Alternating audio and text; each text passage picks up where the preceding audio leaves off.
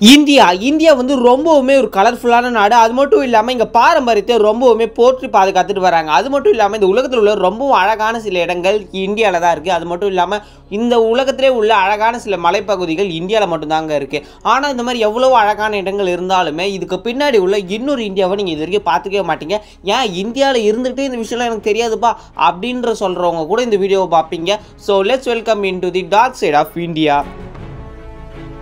இந்த ஒரு வீடியோ முதல்ல பார்க்க போது டெம்பிள் ஆஃப் ராட்ஸ். இந்த ஒரு கோயிலுக்குள்ள நீங்கள் முதல் முறையாக போகிறீங்கன்னா அங்கே ஒரு எலி இருக்காதுங்க. கிட்டத்தட்ட ஆயிரக்கணக்கான எலிகள் வந்து அந்த இடத்துல சுற்றிக்கிட்டே இருக்கும். என்னடா கோயிலே ரொம்ப அசுத்தமாக இருக்குன்னு நினச்சிங்கன்னா அங்கே தான் தப்பு. ஆனால் இந்த ஒரு கோயிலில் எதுக்காக இத்தனை எலிகள் இருக்குன்னு பார்த்தீங்கன்னா இந்த ஒரு கோயில் ஃபுல்லாக முழுக்க எலிகள் மட்டுமே இருக்கும். ஏன்னா எலியை வந்து இங்கே ஒரு கடவுளாக கும்பிட்றாங்க. எப்படி முருகனுக்கு மயிலோ விநாயகருக்கு யானையோ அதே மாதிரி இந்த ஒரு கோயிலில் வந்து இந்த ஒரு தேவி டெம்பிளில் வந்து பார்த்தீங்கன்னா எலிகள் வந்து அதிகமாக இருக்கும். அது மட்டும் இல்லாமல் இங்கே எலிகள் வழிபாடுன்றது ரொம்பவுமே எக்கச்சக்கமாக இருக்கும். இது வந்து பார்த்தீங்கன்னா ஒரு நார்மலான ஒரு ஹிந்து டெம்பிள் தான். இது வந்து ராஜஸ்தானில் இருக்குது. இந்த ஒரு கோயிலில் நீங்கள் எது கொடுத்தா நல்லா இருக்கும்னு பார்த்தீங்கன்னா இந்த ஒரு எலிகளுக்கு லட்டு பால் நட்ஸு அந்த மாதிரி சில விஷயங்கள் எல்லாமே இந்த எலிங்களுக்கு வச்சு படைக்கலாமா. இந்த ஒரு கோயிலுக்கு போய்ட்டு நீங்கள் ஒரு 5 நிமிஷம் உட்காரணும்னு நினச்சிங்கனாலே உங்கள் மேலே எக்கச்சக்கமான எலிகள் வந்து என் மேலே ஏறும். இதை பார்த்து நீங்கள் பதறி போய் அந்த எலியை அடிச்சிட போகிறீங்க. திடீர்னு எலி ஒரு இறந்துட்டாலோ ஒரு எலி உங்களால் துன்பட்டாலோ அந்த ஒரு எலிக்கு நீங்கள் துன்பட்டதுனால ஒரு தங்கத்திலையோ ஒரு வெள்ளிலையோ அந்த எலிக்கு மாதிரியே ஒரு சிலை வந்து வைக்கணுமா. இது அந்த ஒரு கோயிலோட ஒரு ஐதீகம் மாதிரியே சொல்கிறாங்க. இந்த ஒரு கோயில் இன்னைக்கு நேற்றுலாம் வந்தது இல்லைங்க. கிட்டத்தட்ட 1530 காலகட்டங்களில் இந்த ஒரு கோயில் வந்திருக்கு. இது மட்டும் இல்லாமல் இங்கே ஆயிரக்கணக்குன்னு சொன்னால ஆயிரக்கணக்கு கூட இல்லை, கிட்டத்தட்ட 20,000 எலிகள் மட்டுமே இந்த ஒரு கோயிலில் இருக்குது. இந்த ஒரு கோயில் எங்கடா இருக்குது? இதெல்லாம் நான் கேள்விப்பட்டதே இல்லையே. இந்த விஷயம்லாம் உனக்கு எப்படி கிடச்சிதுன்னு பார்த்தீங்கன்னா இது இந்தியாவில் எப்போலேருந்தும் இருக்குது. இந்த விஷயத்தெல்லாம் நீங்கள் தேடி பார்த்தா தான் கிடைக்கும். ஆனால் இந்த ஒரு கோயில் தமிழ்நாட்டில் இல்லை, இந்தியாவில் உள்ள ராஜஸ்தான்ற இடத்துல மட்டும்தான் இருக்குது. ஆனால் இந்த ஒரு கோயில் ரொம்பவுமே ஃபேமஸ். இதை பார்க்கறதுக்கு வெளிநாட்டிலேருந்து ஆளுங்க எல்லாமே வந்துகிட்டு இருக்காங்களாம். இந்த கோயில் உங்களுக்கு இப்போ தான் தெரியுமா நான் ஏற்கனவே தெரியுமான்றதை கமெண்ட்ஸில் சொல்லுங்கள். இந்த ஒரு வீடியோ நம்ம ரெண்டாவதாக பார்க்க போகிறது மாடுகள் வழிபாடு. இந்தியாவில் மட்டும்தான் மாடாவே பார்க்காம அது வந்து ஒரு கோமாதாவாக பார்க்குறாங்க. ஆனால் இதுவே வந்து வெளிநாட்டிலலாம் பார்த்தீங்கன்னா மாடை வந்து பால் கறக்கிறதுக்கும் சீஸ் உருவாக்குறதுக்கும் மற்றும் அதோட இறைச்சி கிடைக்கிறதுக்காக தான் அங்கே யூஸ் பண்ணிக்கிட்டு இருக்காங்க. ஆனால் அதுவே இந்தியாவில் பார்த்தீங்கன்னா இது ஒரு கடவுளாகவே கும்பிடுறாங்க. அதுவும் முக்கியமாக தமிழ் கடவுளான லார்ட் கிருஷ்ணான்னு ஒருத்தர் இருக்கார் இல்லைங்க, அவரோட ஒரு வாகனம் தான் இந்த ஒரு மாடு. அதனால் இந்தியாவில் வந்து ஒரு ஸ்பிரிச்சுவல் காடாக வந்து இந்த ஒரு மாடை பார்க்குறாங்க. ஆனால் இந்தியாவில் கூட இன்றைக்கி வரைக்குமே சில இடத்துல மாடை வெட்டுறதுன்றது ஒரு இல்லீகலான விஷயம். வெளிநாட்டில் வேஸ்ட்டாக பார்க்குறத இந்தியாவில் எவ்வளோ யூஸ்ஃபுல்லாக பார்க்குறாங்கன்னு பார்த்தீங்கன்னா மாட்டோட யூரின் இருக்குது இல்லைங்க, அதை வந்து கோமியோன்ற பேரில் இங்கே எவ்வளோ நாட்டு வைத்தியத்துக்கு உதவுது. அது மட்டும் இல்லாமல் மாட்டோட சாணம் வந்து எத்தனையோ விதமான பயோகேஸோட உபயோகத்துக்கு உதவுது. அது மட்டும் இல்லாமல் ஏதோ ஒன்று எரிக்கிறதுக்கோ இல்லைன்னா ஏதோ ஒன்று அந்த செவத்துல இருந்து தட்டி காய வைப்பாங்க பார்த்தீங்களா, அந்த மாதிரி சில யூஸ்ஃபுல்லான விஷயத்துக்கு இது வந்து உதவுது. அப்புறம் முக்கியமான ஒரு விஷயங்க, இந்த மாட்டு சாணத்தை வச்சு அந்த காஞ்ச பேருக்கு ஒரு எருவு மாதிரி ஆகிடுது. அதுக்கப்புறம் அதை காய வச்சு அதுக்கப்புறம் அது எரிச்சு அப்புறமா விபூதி கூட தயாரிக்கிறாங்கன்ற ஒரு விஷயம் எனக்கு தெரியும். பாத்தீங்களாங்க, இங்க அதாவது வெளிநாட்டுல என்னதான் முன்னேறினாலும் நம்மளோட இந்தியாவை வந்து கம்பேர் பண்றப்ப நம்ம இந்தியா தான் ரொம்பவுமே மாசான ஒரு நாடா இருக்கும். இந்த ஒரு வீடியோ நம்ம மூணாவதா பார்க்க போறது மாசிம் நாரம். கரெக்டா எனக்கு ப்ரொனவுன்ஸ் பண்ண வரலனாலும் கீழே ஸ்பெல்லிங் போட்டுறேன் பார்த்துக்கோங்க. அது மட்டும் இல்லாம ஏன் நான் இந்த ஒரு ஊரை சொல்றேன்னு பாத்தீங்கன்னா உலகத்திலே அதிகமாக மழை பெய்யுற இடம் வந்து இந்த ஒரு இடம் தான். இந்த ஒரு இடம் வெளிநாட்டிலேயே இல்லை, இந்தியாவில் உள்ள ஒரு சின்ன ஒரு வில்லேஜ் தான் இந்த ஒரு மாசிநாயரம். இந்த உலகத்தில் நிறைய மக்கள் திங்க் பண்ணுறது என்னென்னா இங்கிலாண்டில் தான் அதிகமாக மழை பெய்யுது, அதுக்கப்புறம் உலகத்தில் வேறு எங்கேயுமே பெய்யலன்னு பார்த்தீங்கன்னா ஆனால் இங்கிலாண்டே தாண்டின ஒரே ஒரு நாடு அது நம்ம இந்தியா தான். கின்னஸ் ரெக்கார்டே வாங்கியிருக்கு. கிட்டத்தட்ட 467 இன்ச்சஸ் மழை வந்து இந்த ஒரு வருஷத்தில் மட்டுமே வந்து அந்த ஒரு சின்ன வில்லேஜில் வந்து பதிவாயிருக்கு. லண்டனில் பார்த்தீங்கன்னா 23 இன்ச், நியூயார்க்கில் 46.6 இன்ச். அதுவும் ஒரு வருஷத்தில் வந்து பார்த்தீங்கன்னா 1000 இன்ச்சஸ் ஆஃப் மழை நீர் வந்து தேங்கி இருக்குது. அதை கவுண்ட் பண்ணி தான் இங்கே கின்னஸ் ரெக்கார்டே இந்த ஒரு வில்லேஜுக்கு கொடுத்துருக்காங்க. இந்த ஒரு வில்லேஜ் வந்து பார்த்தீங்கன்னா நம்ம இந்தியாவில் தான் இருக்குது. இது வந்து ரெயின் கேபிட்டல் ஆஃப் எர்த்துன்னே சொல்கிறாங்க. அது மட்டும் இல்லாமல் இன்னொரு சுவாரஸ்யமான விஷயம் என்னென்னு பார்த்தீங்கன்னா இந்த ஒரு ஜூன் ஜூலை மாதத்துலலாம் வந்து பார்த்தீங்கன்னா ரொம்பவுமே மழை பெய்யறதுனால இவங்க நார்மலான அம்பர்லா மரத்தில் யூஸ் பண்ண மாட்டாங்க. அதுக்கு பதிலாக பேம்பூ லீஃப் அண்ட் பனானா லீஃபை யூஸ் பண்ணுவாங்க. ஏன் இதை யூஸ் பண்ணுறாங்கன்னு பார்த்தீங்கன்னா இது அவங்க மழையில் வேலை ஏதாவது செஞ்சுக்கிட்டு இருந்தாங்கன்னா அந்த நேரத்தில் அவங்க மழை அந்த கொடன்றது ஒன்று பிடிக்கவே தேவையில்லை, தானாகவே அவங்க முதுகுலேருந்து அதை பாதுகாக்கும். இந்த ஒரு வீடியோவில் நம்ம அடுத்ததாக பார்க்க போகிறது a temple of heaven. India முழுக்கவே ஃபுல்லாகவே கோயில் நிறைந்த ஒரு நாடு. என்னதான் மற்ற நாட்டிலையும் கோவில் இருந்தாலுமே இந்தியாவில் மட்டும்தான் அதிக கோவில் நிறைந்த ஒரு நாடாக பார்க்கப்படுது. என்னடா சொல்கிறேன், இதெல்லாம் எனக்கு தெரியவே தெரியாதுன்னு ரொம்ப ஆச்சரியப்பட்டீங்கன்னா இருங்க, இன்னும் நிறைய விஷயம் இருக்குது. கிட்டத்தட்ட 1.2 பில்லியன் ஹிந்துஸ் இருக்கிற மொத்த உலகத்தில் கிட்டத்தட்ட 1.1 பில்லியன்ஸ் மட்டுமே இந்த ஒரு இந்தியாவில் இருக்காங்க. அது மட்டும் இல்லாமல் கிட்டத்தட்ட 94 குளோபல் இந்துஸ் பாப்புலேஷன் வந்து இந்தியாவில் தான் இருக்குது. அது மட்டும் இல்லாமல் இன்னொரு விஷயத்தை பார்த்தீங்கன்னா இந்த உலகத்தில் இருக்கிறதுல மெஜாரிட்டி வந்து இந்தியா தான். அதில் இந்தியாவில் வந்து பார்த்தீங்கன்னா அதிகமாக கிட்டத்தட்ட இந்து டெம்பிள்ஸ் தான் அதிகமாக இருக்குன்றாங்க. கிட்டத்தட்ட 3 மில்லியன் ஆஃப் இந்து டெம்பிள்ஸ் மட்டுமே இந்தியாவில் இருக்குது. ஏன்டா அப்போ மாஸ்க்கு சர்ச்செல்லாம் இல்லையான்னு கேட்டிங்கன்னா அதுவும் இருக்குது. அதையும் மொத்தத்தையும் சேர்த்தா தான் நம்ம இதில் வந்து அதிகமான டெம்பிள்ஸ் வந்து இந்தியாவில் மட்டுமே இருக்குன்றத சொல்கிறாங்க. நான் இங்கே டெம்பிள் சொல்கிறது இந்து டெம்பிள் மட்டும் இல்லைங்க, மாஸ்க்கு சர்ச் எல்லாமே சேர்த்து தான் நான் சொல்கிறேன்.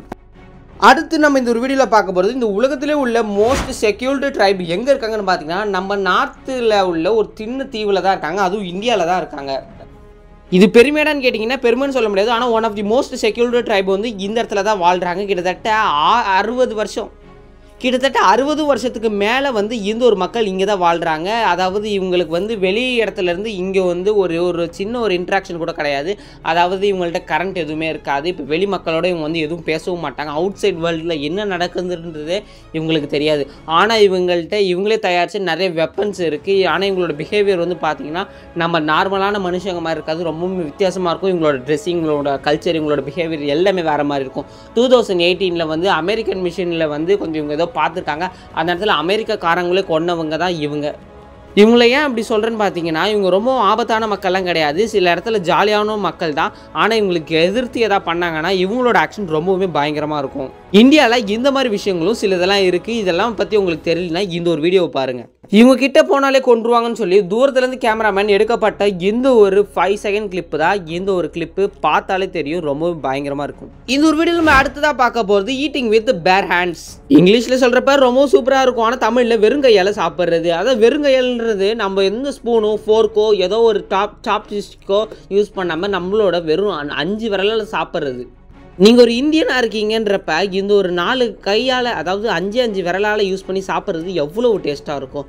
ஏன்னா நானுமே ஒரு இந்தியன் தான். நம்ம சாப்பிட்றப்ப அவ்வளோ அளவு நல்லாயிருக்கும். இதே நீங்கள் அந்த ஸ்போக்கோ ஸ்பூனோ சாப்ஸ்டிக்கோ யூஸ் பண்ணி சாப்பிட்றப்ப அது ஒரு ஃபீல் வராது. நம்மளோட 2 கையை எடுத்து இன்னும் ஒரு கையை எடுத்து நீங்கள் சாப்பிட்றப்ப அந்த தோசையை பிக்கிறப்ப அந்த சாதத்தை பிசைகிறப்ப ஒரு ஃபீல் வருமே, அது எப்பயுமே அந்த ஸ்பூன் சாப்பிட்றப்போ அந்த ஸ்போர்க் ஸ்பூனில் நூடுல்ஸ் சாப்பிட்றப்போ வரவே வராது.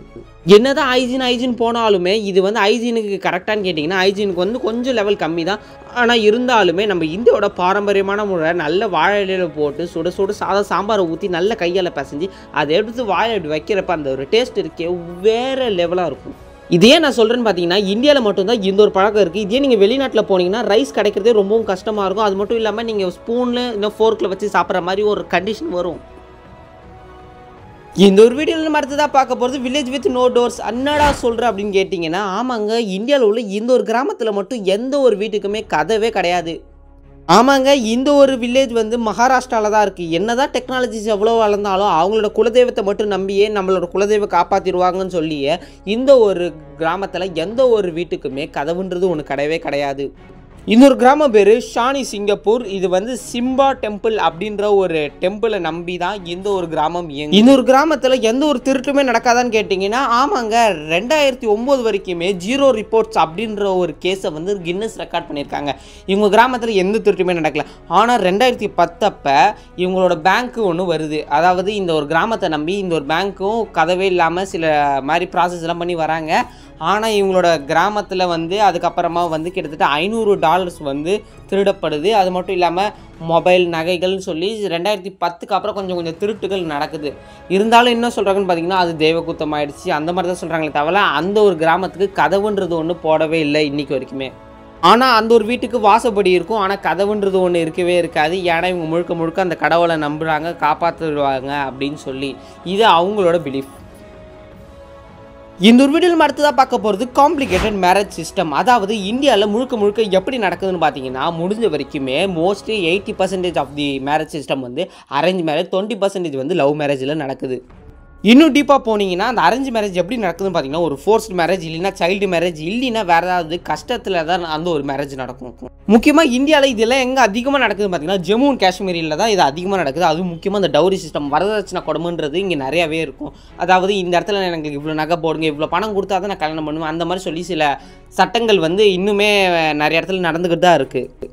இல்லையப்பா நாங்கள் இது மாதிரிலாம் பண்ணுறது இல்லையா அப்படின்லாம் நான் உங்களை எதுவும் சொல்லிங்க. இந்த மாதிரியும் நடக்குது இந்தியாவில். இது வந்து வெளிநாட்டிலலாம் இந்த மாதிரி பார்த்திங்கன்னா நடக்காது.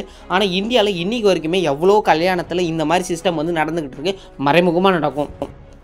எப்படின்னா இந்த சின்ன பொண்ணு கல்யாணம் பண்ணால் இந்த திருஷ்டி போகும். அது மட்டும் இல்லாமல் ரொம்ப வயசான ஒரு அங்கிளுக்கு ஒரு சின்ன பொண்ணை கல்யாணம் பண்ணி கொடுக்கறதுனால அவங்களோட சொத்து ஏறும். அந்த மாதிரி சொல்லி சில இடியாட்டிக்கான திங்ஸ் வந்து பண்ணுவாங்க பார்த்தீங்களா. இது எல்லாமே வந்து பார்த்தீங்கன்னா இந்த படத்துலையும் காமிச்சிருப்பாங்க. அது மாதிரி தான் ஒரு விஷயம் வந்து இந்தியாவில் இப்போ வரைக்குமே நிறைய குட்டி கிராமம் பழங்குடியினருக்கு வந்து நடந்துக்கிட்டு இருக்கு. ஒரு வருஷத்துக்கு மட்டுமே இந்தியாவில் எவ்வளோ கல்யாணம் வந்து நடக்குதுன்னு பார்த்தீங்கன்னா கிட்டத்தட்ட 10 மில்லியன் ஆஃப் கல்யாணம் நடந்துக்கிட்டு இருக்குது. 1 மில்லியனாலே 10 லட்சம், கிட்டத்தட்ட 100 லட்சம் கல்யாணம் மட்டுமே இந்தியாவில் நடந்துக்கிட்டு இருக்குது ஒரு வருஷத்துக்கு. எப்படா இதெல்லாம் நீ சொல்கிறேன்னு பார்த்தீங்கன்னா இதெல்லாம் நான் கஷ்டப்பட்டுமே நோட்ஸ் எடுத்துக்கிட்டு உங்களுக்கு இந்த விஷயத்தெல்லாம் நான் சொல்கிற விஷயம் எல்லாமே கிட்டத்தட்ட 99% வந்து கரெக்டாக தான் இருக்கும். ஏன்னா உங்கள் டைமை போட்டு இந்த ஒரு வீடியோ பார்க்குறீங்க, உங்களுக்கு நான் 1% வேல்யூவாச்சு தரணும். மற்றவங்களோட நீங்கள் இந்த வீடியோலாம் பார்க்குறப்ப உங்களுக்கு எக்ஸ்ட்ரா நாலேஜ் கிடைக்கணும். அதனால உங்களுக்காக பெரிய விஷயத்தை கஷ்டப்பட்டு ஒரு ஸ்கிரிப்டாக ரெடி பண்ணி உங்களுக்கு குட்டி பாயிண்ட்ஸில் நான் அழகாக சொல்கிறேன். இதெல்லாம் நீங்கள் தெரிஞ்சுக்கிட்டு மற்றவங்கள்ட்டையும் சொல்லுங்கள், நீங்கள் கெத்துன்றது காமிங்க.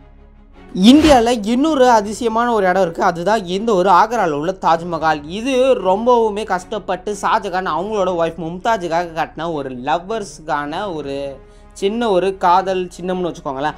அந்த மாதிரியான ஒரு விஷயம் தான் இந்த ஒரு தாஜ்மஹால். கிட்டத்தட்ட எக்கச்சக்கமான ஆயிரக்கணக்கான மேலே ஒயிட் மார்பிள்ஸை வச்சு கட்டின எந்த ஒரு தாஜ்மஹால் இப்போ நாளடைவில் வந்து பார்த்திங்கன்னா க்ரீன் அண்ட் எல்லோ கலரில் மாறுது. இதுக்கான காரணம் வந்து பார்த்திங்கன்னா டெல்லியிலையும் ஆக்ராலையும் அதிகமான பொல்யூஷன் வந்துக்கிட்டு இருக்குது. இது மூலமாக நிறையா நைட்ரஜன் ஆக்சைடு டை ஆக்சைடெலாம் வந்து அந்த இடத்தையே வந்து மாசுபடுத்துது. அதனால் வந்து பார்த்திங்கன்னா தாஜ்மஹால் லைட்டாக க்ரீனிஷ் மற்றும் எல்லோயிஷ் கலரில் தெரியறதுனால இது ஒரு நம்மளோட எப்படி சொல்கிறது ஒரு அதிசயத்தை வந்து கொஞ்சமாச்சு மாற்றுற மாதிரியான ஒரு விஷயம் நடந்துக்கிட்டு இருக்குது. அவ்வளோ அளவு வந்து ஏர் வந்து பொல்யூஷன் ஆகிக்கிட்டு இருக்குது. இந்த வீடியோவில் முழுக்க இந்தியாவை பற்றி தெரிஞ்சிருப்பீங்க. இதே மாதிரி நிறைய வீடியோஸ்க்கு மறக்காமல் கீழே லைக் பண்ணிவிடுங்க. இப்போ உங்களுக்கு நார்த் கொரியா மற்றும் துபாய் வீடியோ வேணும்னா இங்கே சைடில் உங்களுக்கு ஒரு கார்டு தெரியும். இதை நீங்கள் கிளிக் பண்ணிங்கன்னா நீங்கள் துபாய் மற்றும் நார்த் கொரியா வீடியோ பார்க்கலாம். இதே மாதிரி நிறைய வீடியோஸ்க்கு நம்ம சேனல் லைக் பண்ணி ஷேர் பண்ணி சப்ஸ்கிரைப் பண்ணுங்கள். இதே மாதிரி இன்னொரு சூப்பரான வீடியோ பார்க்கலாம். Tata bye bye, see you.